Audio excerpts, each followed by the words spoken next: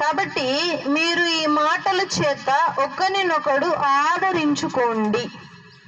ఆదరించుకోవటం అంటే ఏంటి? ఒక స్త్రీ ఇంతకుముందు కుష్ఠవ్యాధి బాగుండేది, ఎక్కువగా ఎక్కడ పడితే అక్కడ ఊరికి అంటువ్యాధిగా అంటేసేది, లెప్రసీ. ఇప్పుడంటే మందులు వచ్చాయి, అప్పట్లో లేవు. ఇక అప్పట్లో ఏం చేసేవాళ్ళు, తీసుకొని ఊరు పెట్టేసేవాళ్ళు. ఇక అంతకంటే వాళ్ళకేం మందులు లేవు. సో ఏం చేసేవాళ్ళు అంటే ప్రతి ఒక్కరికి వెళ్ళిపోతూ ఉంటే అదొక పురుగు, ఆ గడ్డల్లో పురుగు ఇట్లా బయటకు వస్తూ ఉంటది.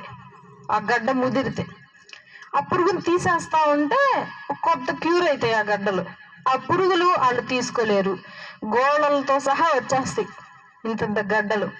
వాటి మధ్యలో సీము, దురద పుడతానే ఉంటది, గోక్కోలేక సావాలి. మళ్ళీ ఆ సీము నుండి వాసన, చుట్టూ ఈగలు. వాళ్ళకి చిరాకు పుట్టింది, వాళ్ళు ఏం చేసుకోలేరు, వాళ్ళకి వైద్యం. ఒక స్త్రీ వాళ్ళందరికీ ఒక హాస్పిటల్